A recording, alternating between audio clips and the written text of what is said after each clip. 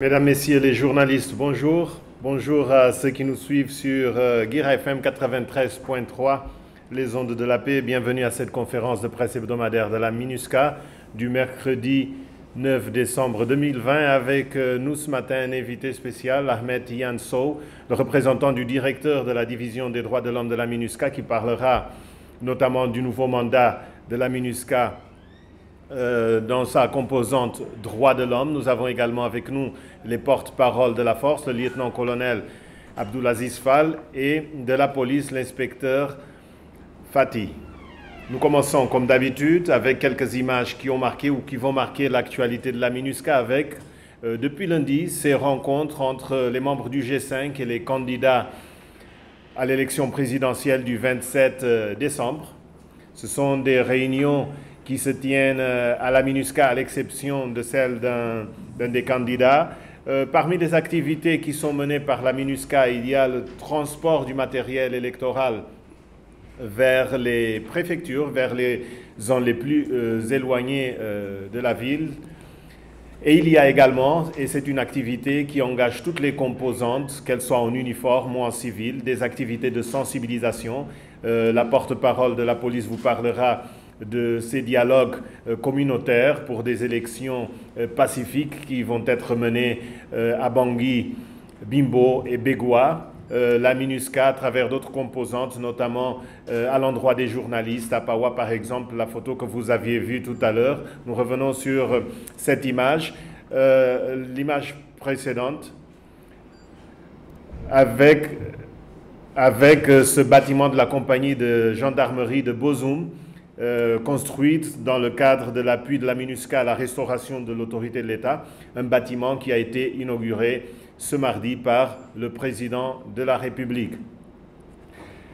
Le collègue de la force, le porte-parole, parlera des patrouilles effectuées et surtout des activités qui sont menées pour sécuriser des zones qui ont été touchées par des incidents graves comme Boromata. Ici, vous avez des photos des casques bleus du bataillon zambien ainsi que des FACA. Vous avez également des patrouilles qui sont menées dans le secteur centre. Nous parlerons également du DDR, les opérations qui se poursuivent à Bria. Sur cette photo, vous avez un ex-combattant qui remet son arme à un membre de l'unité d'exécution du PN, DDRR. Évidemment, les statistiques des violations des droits de l'homme entre le 1er et le 7 décembre. Il y a eu 7 incidents pour 29 victimes. Et la préfecture la plus touchée, la Vakaga, vous savez pourquoi, c'est surtout lié à cet incident à Boromata. Et les groupes, les auteurs présumés, c'est surtout les Arabes Messiria, l'UPC, la coalition MPC-FPRC ainsi que des anti-Balaka. Il y a également des agents de l'État. Nous parlerons également des violations contre les enfants. Il y a eu au cours des 2 dernières semaines 268 violations qui ont touché 263 victimes. Les droits de l'homme dans le mandat de la MINUSCA, mon collègue en parlera, c'est des activités, notamment dans le renforcement de capacités à l'endroit de différents acteurs, que ce soit des FSI ou des FACA. Ici, une formation sur le respect des droits de l'homme en période électorale, mais aussi une formation pour des membres des forums locaux.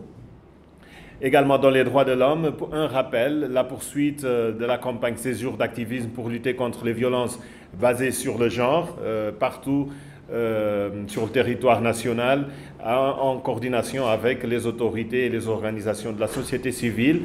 Et finalement, quelques images de projets à impact rapide qui ont été remis à différentes entités, notamment le bâtiment de la mairie de Damara, le pont de Ndjoukou, de Kpaya, c'est sur l'axe Ndjoukou, c'est dans la Kémon, ainsi que des équipements pour la maison de la femme de Sibut.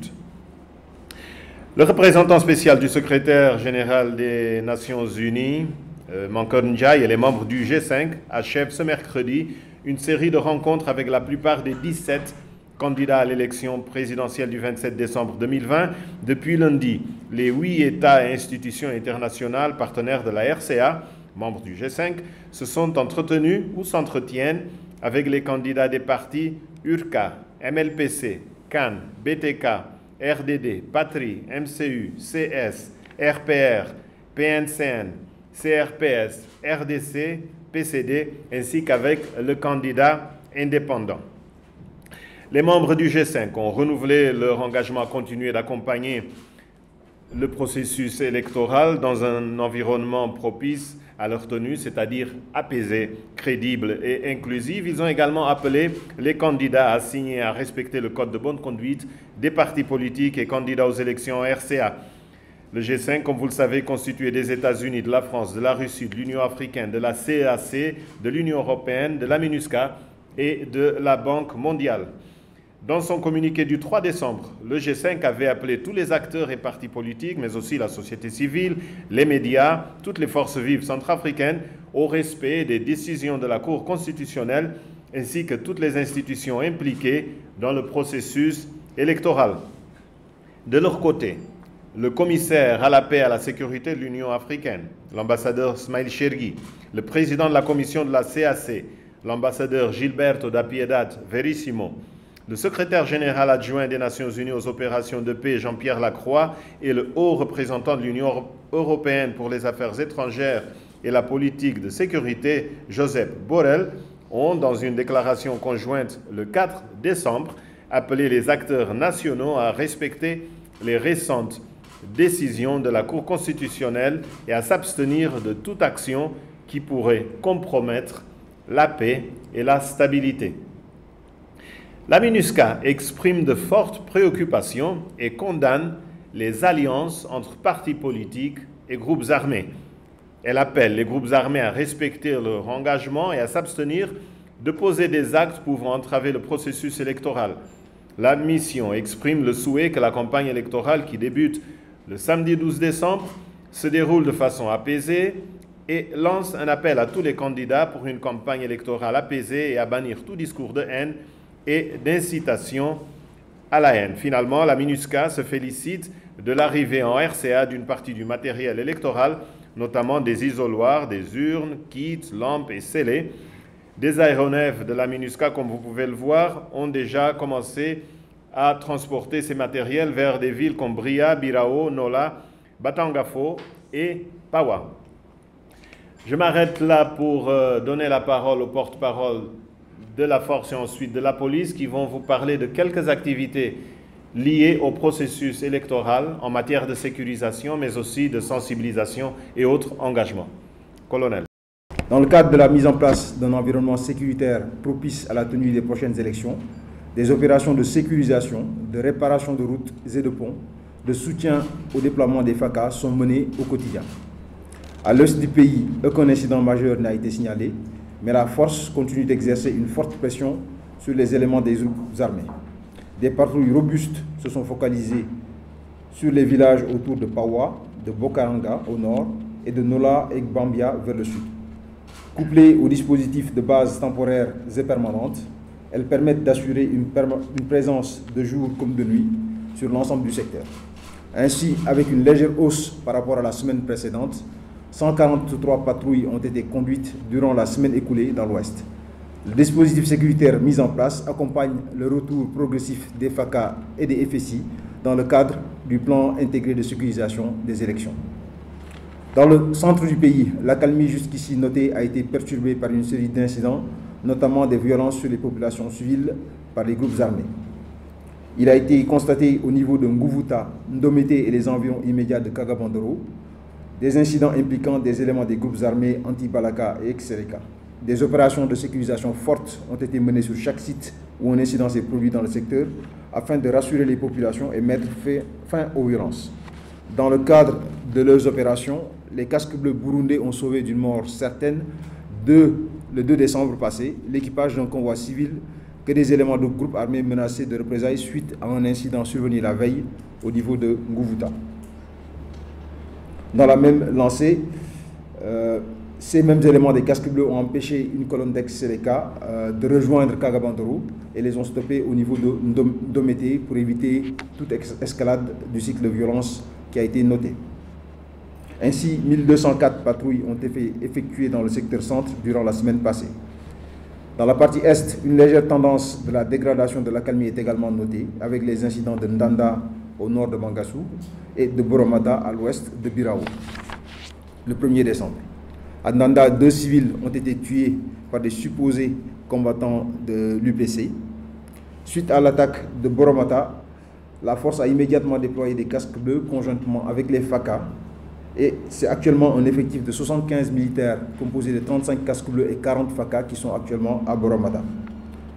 Malgré les conditions de route difficiles, les casques bleus zambiens n'ont ménagé aucun effort et sont parvenus après plus de 36 heures de trajet à Boromata, où des soins ont été prodigués aux blessés et une base temporaire établie pour assurer la protection des civils. Le déploiement a été procédé par une reconnaissance aérienne pour évaluer la situation autour et montrer la présence de la force. Au total, 582 patrouilles ont été conduites la semaine dernière dans ce secteur. Enfin, à Bangui, la force assure toujours la protection du matériel électoral à Mpoko, dont vous avez vu des images concernant l'acheminement vers les préfectures. Les unités de l'état-major intégrées ont aussi effectué 460 patrouilles dans la capitale et ses alentours, de jour comme de nuit. Au total, au courant de la semaine écoulée, la force a effectué 2395 patrouilles, dont 368 conjointes avec les FACA sur le territoire centrafricain. Et dans le cadre du soutien aux opérations électorales, la force a vu ses capacités renforcées avec d'une part la prise en service effective depuis bientôt un mois de l'unité aérienne du Bangladesh et d'autre part par un renfort de missions voisines, notamment par des hélicoptères de l'UNAMID et d'un avion de la MONUSCO. À cela s'ajoute la mise en service de nouveaux vecteurs de reconnaissance et de surveillance aérienne qui renforcent la couverture déjà en place. Donc, à ce jour, le matériel électoral a déjà été acheminé à Ndélé pour la province du Bamingui-Bangoran, à Bria pour la Haute-Koto, à Batangafou pour l'Ouam, à Pawa et Bokaranga pour l'Ouam-Pendé et à Nola pour le Sanga-Bayere, ainsi qu'à Biraou pour la Vakaga, entre autres. Voilà les éléments à communiquer par la presse pour la semaine écoulée. Merci beaucoup, colonel. À présent, la composante police avec sa porte-parole, Wafi Fati. Merci beaucoup, Nadine. Bonjour, chers collègues.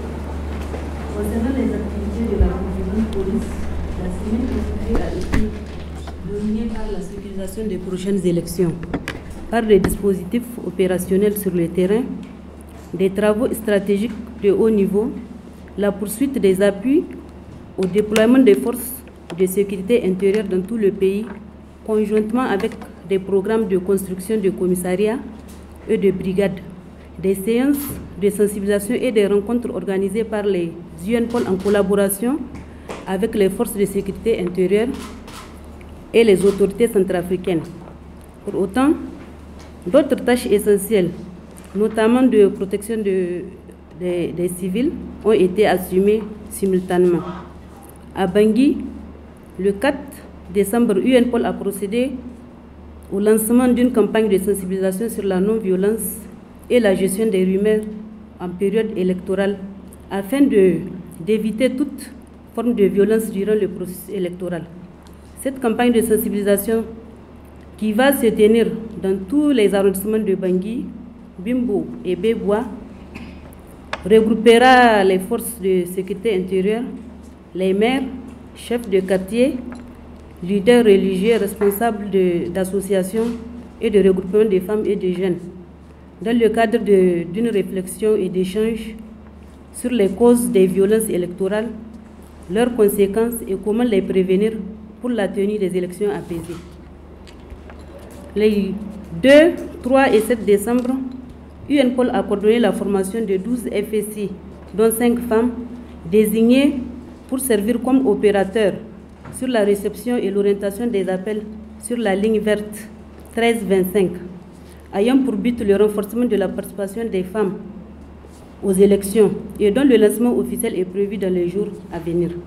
Notifiant que cette ligne a la capacité de réception de 30 appels simultanés pour permettre aux femmes électrices et candidates de passer des appels de détresse durant tout le processus électoral.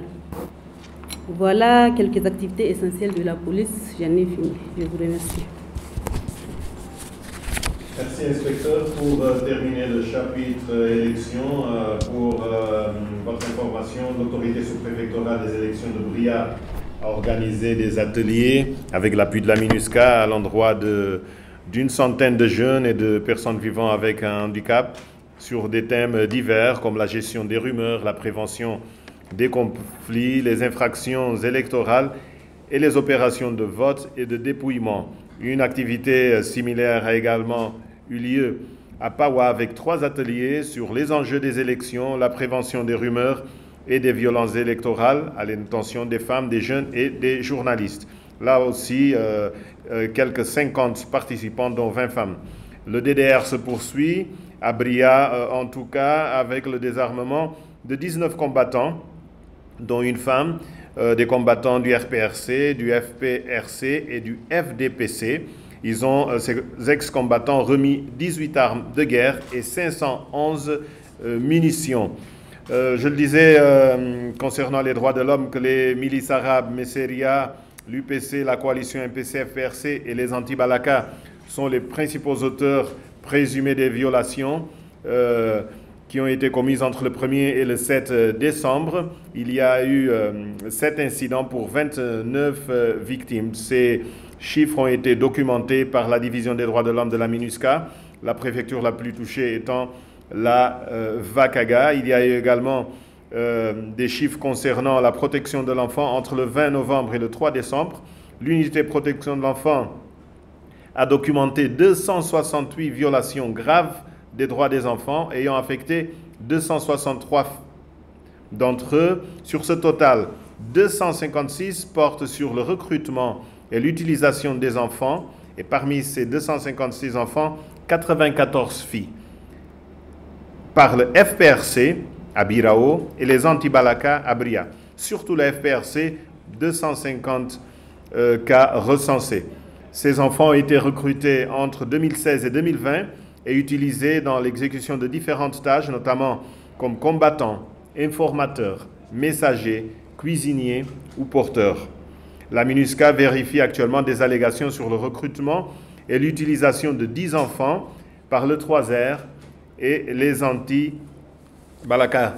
Concernant la COVID-19, à la date du 8 décembre 2020, le nombre de cas actifs de Covid enregistrés à la MINUSCA était de 26. Le nombre total de cas accumulés est de 519, dont 481 guéris et 4 décès. Il y a eu des appuis à des sensibilisations, notamment à Baosangoa, Kagabandoro, Bria, Bouar et Bangassou.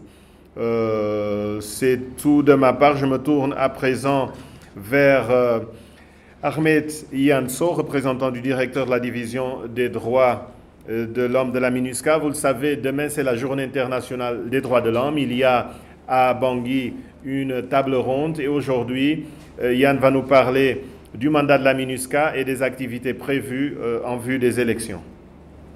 À vous. Merci Vladimir. Donc, chers collègues, chers amis et partenaires journalistes de la presse, la division des droits de l'homme est honorée de participer à cette conférence de presse avec le porte-parole et aussi avec les représentants de la force et de la police pour exposer les dispositions fondamentales et pertinentes de la résolution 2552 portant sur les droits de l'homme et adoptée par le Conseil de sécurité le 12 novembre 1920. D'emblée, le constat qui saute aux yeux, c'est que le protocole, la résolution plutôt, reconnaît le principe de la transversalité des droits de l'homme et l'importance de respecter les droits de l'homme. D'emblée, on peut dire que plusieurs dispositions de la résolution 2552 réitèrent la nécessité de promouvoir et protéger les droits de l'homme et le droit international humanitaire.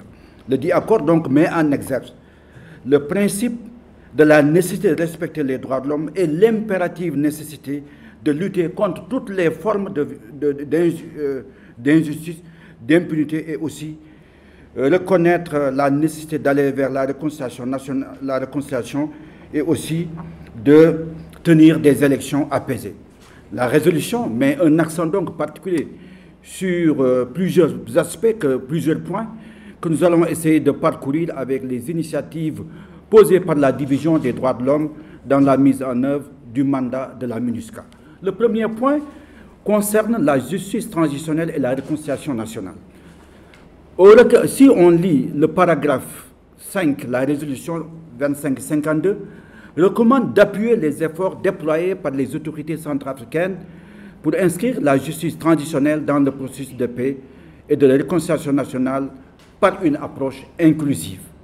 Faut-il rappeler que la justice transitionnelle repose sur 4 piliers fondamentaux. D'abord, le droit à la vérité, il faut connaître ce qui s'est passé pour tourner la page, le droit à la justice, le droit à la réparation et le droit aux garanties de non-répétition. Pour le cas centrafricain, la question qu'on se pose est le rôle de la justice transitionnelle dans le processus de réconciliation nationale. En matière de conflit, il faut surtout reconnaître que toutes les réponses ne sont pas judiciaires.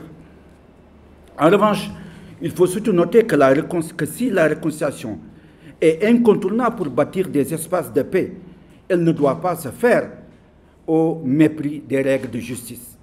La MINUSCA a accompagné les autorités centrafricaines pour la mise en place de la commission Vérité, Justice, Réparation et Réconciliation, et des actions décisives ont été prises par la MINUSCA, par exemple sur l'appui d'experts et techniques aux autorités de la RCA. Cet apport financier a facilité l'adoption de la loi 20-009 qui a créé la commission Vérité, Justice et Réconciliation. La MINUSCA, par l'intermédiaire aussi de la division des droits de l'homme, a grandement contribué au projet de loi en fournissant un soutien technique aux autorités et institutions concernées. La MINUSCA a également soutenu la mise en œuvre et l'achèvement du mandat de la commission inclusive. La MINUSCA a pleinement soutenu aussi la mise en œuvre du mandat de la commission de sélection chargée de nommer les commissaires de la commission. L'ONU, par le biais du Fonds de la consolidation de la paix et les fonds programmatiques de la MINUSCA, a fourni un soutien technique et financier qui a grandement facilité le travail de la commission de sélection aux fonctions de commissaire de la commission. Les actions futures. Je pense que la prochaine phase comprendra la nomination des commissaires par le décret présidentiel, le soutien au développement des capacités des commissaires, le recrutement du personnel technique de la commission, les réponses aux besoins logistiques de la commission et le développement du programme de travail de la commission. Cette phase nécessitera immanquablement l'approbation nationale en contribuant financièrement aux ressources de la commission ainsi que le soutien de la communauté internationale pour assurer le fonctionnement rapide et efficace de la commission. Le projet tripartite mis en place par le programme des Nations Unies et ONU Femmes en étroite collaboration avec la MINUSCA, couvrant un large éventail de soutien technique et opérationnel de la future commission, est déjà en place et contribuera immanquablement à accélérer la pleine opérationnalisation de la commission. Le deuxième point de la résolution traite les questions d'incitation à la haine dans le cadre du processus électoral. La résolution 2552, dans son préambule, condamne avec la plus grande fermeté les violations de l'accord de paix et les violations commises par les groupes armés et autres milices dans tout le pays, notamment celles associées à l'utilisation des mines terrestres et celles visant à faire obstacle aux opérations électorales, les incitations à la haine et à la violence ethnique et religieuse, les violations du droit international humanitaire. L'action de la MINUSCA est décisive sur ce point. En effet, le 16 mai 1919, la Division des droits de l'homme a appuyé le Haut Conseil de la communication dans l'organisation d'un atelier sur l'évaluation de la mise en œuvre du plan national de prévention du discours de haine et de la violence par les médias à l'endroit des représentants des partis politiques, médias et membres des organisations de la société civile. Du 13 au 30 juin 2019, la division a appuyé également aussi le Haut Conseil dans l'organisation d'une campagne d'appropriation du plan national de prévention contre la haine et la violence. La division a continué de soutenir la mise en œuvre intégrale du plan d'action national contre le discours de haine en fournissant une assistance technique et financière au Conseil de la communication, au ministère de tutelle et aux organisations de la société civile pour renforcer la capacité nationale et de la prévention et de réponse à l'incitation publique à la violence et au discours de haine. La division appuie également le réseau des journalistes sensibles au conflit et de la prévention des messages de haine dans l'organisation d'ateliers de formation à l'endroit de son personne sur la lutte contre la désinformation, les discours de haine, la stigmatisation et la discrimination, surtout en période de Covid. La division des droits de l'homme, pour ce qui est des élections, fera le monitoring des élections. La division des droits de l'homme n'est pas observateur, mais continuera à faire le rôle du monitoring dans le domaine des droits de l'homme. Il est bon de rappeler que l'importance que les standards internationaux par rapport aux élections garantissant le droit de prendre part aux affaires de l'État et le droit de voter comme le droit d'être élu, et se sont basés sur les principes fondamentaux des droits de l'homme, notamment la non-discrimination, l'autodétermination et la participation politique. Le droit de participer au processus démocratique, y compris le processus électoral, est aussi mentionné dans l'article 21 de la Déclaration universelle des droits de l'homme et aussi l'article 25 sur le pacte international sur les droits civils et politiques. Le monitoring donc de la division des droits de l'homme se fera sur 3 phases, avant, pendant et après les élections. Durant la première phase, on va essayer effectivement, les officiers des droits de l'homme déployés sur le terrain analysons la liberté de mouvement, les libertés d'expression des candidats, les médias, les électeurs et autres, et droit à l'information, les libertés de réunion et d'association, droit à l'égalité et à la discrimination, droit à la vie et à la sécurité de la personne. Le jour de l'élection, les officiers des droits de l'homme feront le monitoring dans le domaine de la transparence de l'opération de vote et la sécurisation des électeurs et des élections. Et après le vote, donc droit à l'accès à la justice, régularisation du vote et sécurité pendant le processus électoral. Il faut surtout rappeler que les différents bureaux de terrain ont déjà organisé une série d'ateliers de sensibilisation sur les élections avec nos partenaires locaux. Un programme important de déploiement est presque terminé et plusieurs collègues seront sur le terrain pour appuyer les collègues basés déjà sur le terrain dans le cadre du monitoring des élections et du processus électoral. Et le troisième point concerne l'appui à la mise en œuvre de l'accord de paix tel qu'il est défini dans la nouvelle résolution. Dans le cadre de la mise en œuvre de l'accord de paix de février 2019 et conformément au mandat de la division des droits de l'homme a contribué à la mise en place des USMS, notamment en fournissant au programme national de désarmement et d'intégration de rapatriement des informations relatives au respect des droits de l'homme sur les ex-combattants des groupes armés intégrés dans les USMS. Pour l'USMS de Boire, la division des droits de l'homme a fourni des informations sur 541 combattants, ex-combattants. La division a fourni également des informations sur 307 ex-combattants du FPRC désarmés et démobilisés à Bria, sur 353 ex-combattants du FPRC démobilisés et désarmés à Ndélé, et sur 113 ex-combattants du MPC désarmés et mobilisés à Kagabandoro. Certains de ces ex-combattants seront intégrés dans les forces de défense et de sécurité de la RCA, d'autres dans les USMS et d'autres vont bénéficier de l'intégration socio-économique. Les actions futures que la division devrait prendre est la MINUSCA.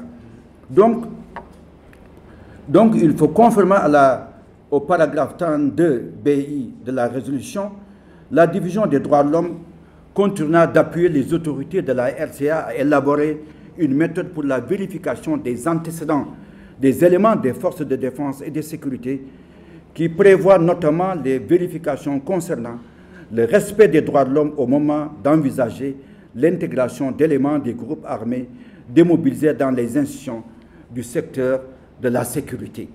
Et aussi de fournir une assistance technique aux autorités de la RCA pour l'exécution d'un plan national d'intégration visant à intégrer dans les forces de défense et de sécurité des membres démobilisés des groupes armés qui remplissent les conditions requises.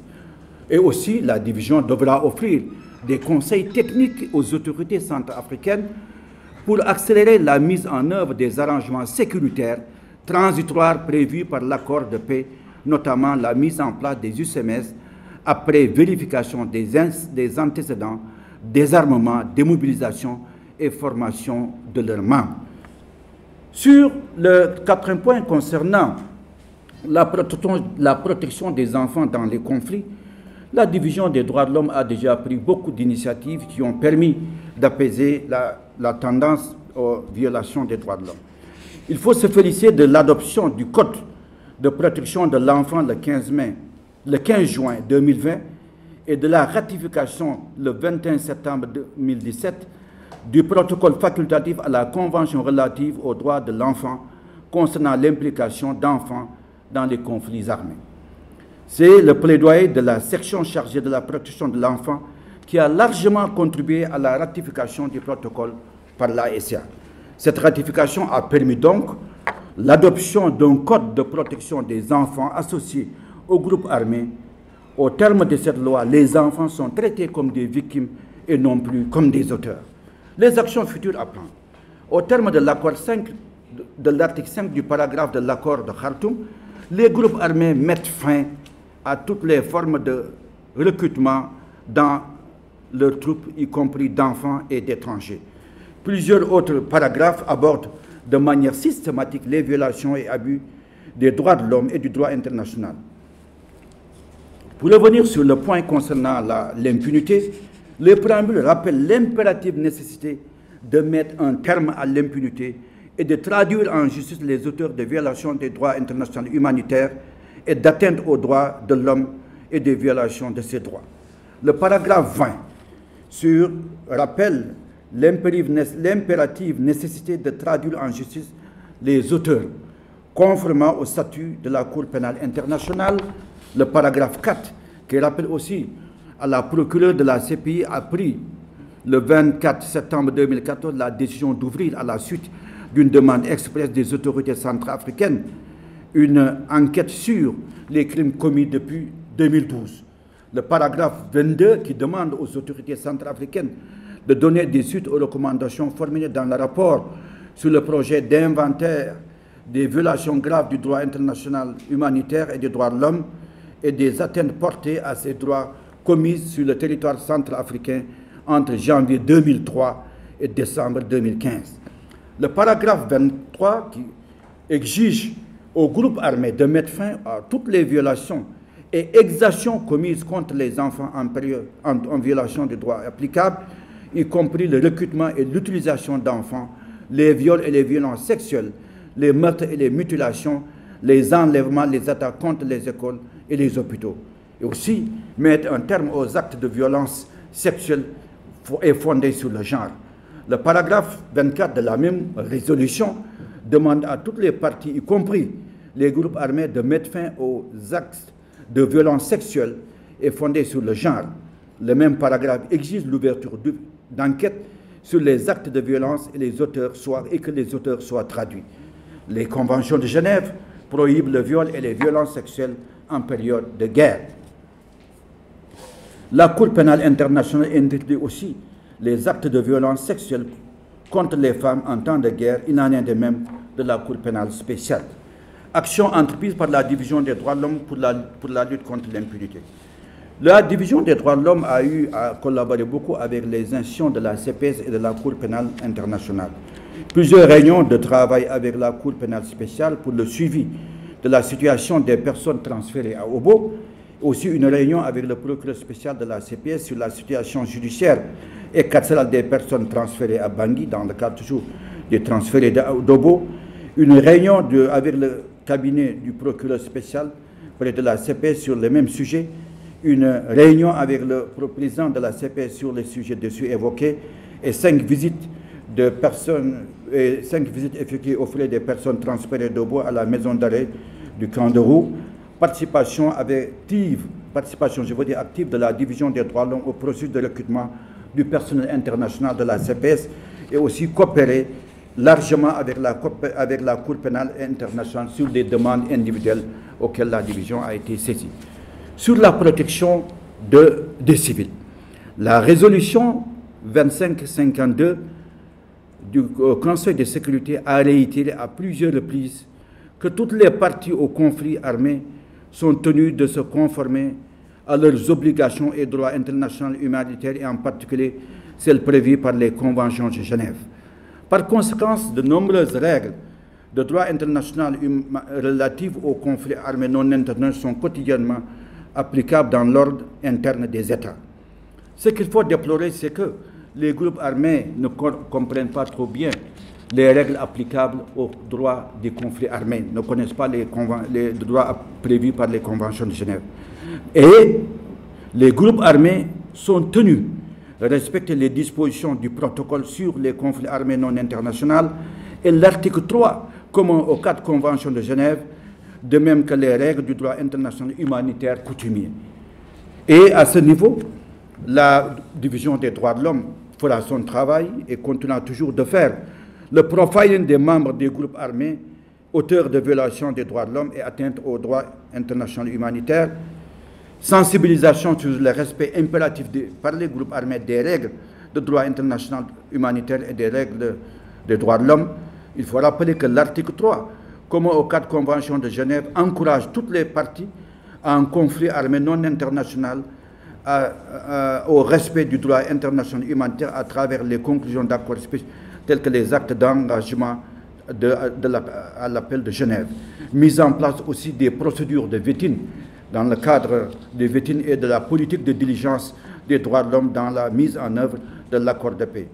Et aussi la campagne de promotion et de protection des droits de l'homme et du droit humanitaire avec l'accord de paix, aussi sensibiliser les groupes armés sur les exigences en matière de protection des droits de l'homme et du droit international humanitaire pour qu'ils comprennent réellement que même au terme de l'article 3, comme aux 4 conventions de Genève, les groupes armés doivent respecter les droits de l'homme et les droits internationaux humanitaires. Je vous remercie.